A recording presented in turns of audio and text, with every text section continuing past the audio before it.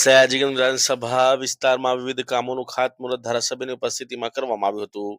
સયાજીગંજ વિધાનસભામાં આવતા ward number 8, 9 અને 11માં ગુજરાત સરકાર તથા વડોદરા મહાનગરપાલિકા અને ધારાસભ્યની સંયુક્ત ગ્રાન્ટમાંથી વિકાસના 72 જેટલા કામોનું અંદાજિત 10.6 કરોડના ખર્ચે ખાતમુહૂર્ત અને સ્વર્ણિમ ગ્રાન્ટમાંથી વિકાસના 6 કામોનું અંદાજિત 2.1 કરોડના ખર્ચે ખાતમુહૂર્ત તથા દશામા તળાવના નવીનીકરણ કાર્ય, પાણીની ટાંકી, સંપ તથા ગાર્ડનના નવીનીકરણ કાર્યનું અંદાજિત 39.26 કરોડના ખર્ચે સયાજીગંજ વિધાનસભાના ધારાસભ્ય કેયુર રોકડિયાના વરદ હસ્તે આ કામ જે છે તેનો શુભારંભ કરવામાં આવ્યું। માતા કી વંદે વંદે ત્રંબકે ગૌરી નારાયણી નમોસ્તુતે।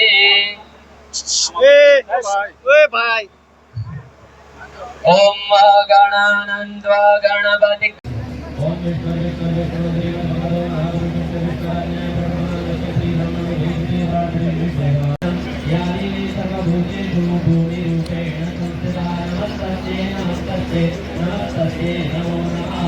पुराणोक्त पुण्यफल प्राप्ति अर्थम नूतन भवन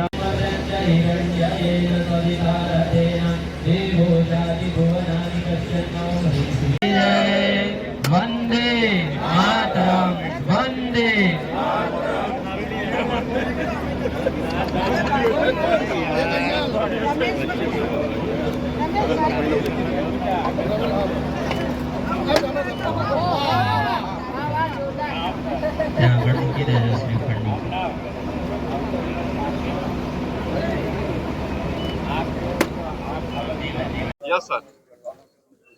આજે સયાજીગંજ વિધાનસભા માટે એક ઐતિહાસિક દિવસ છે। આજે સયાજીગંજ વિધાનસભામાં 72 જેટલી સોસાયટીમાં એક સાથે આરસીસી રોડ, સોસાયટીમાં પાણીની લાઈન, સોસાયટીમાં ગટર લાઈન, પેવર બ્લોક, આવા 72 કામોનું ખાતમુહૂર્ત એક સાથે સયાજીગંજ વિધાનસભામાં કરવામાં આવી રહ્યું છે।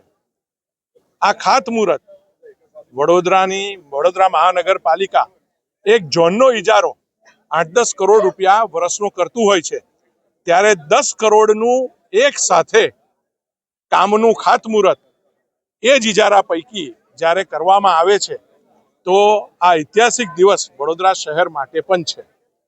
72 સોસાયટીના આશરે 15,000 નાગરિકોને, એટલે કે 72 સોસાયટી અને 6 સ્વર્ણિમની ગ્રાન્ટના 15,000 નાગરિકોને આ કામથી લાભ થવાનો છે।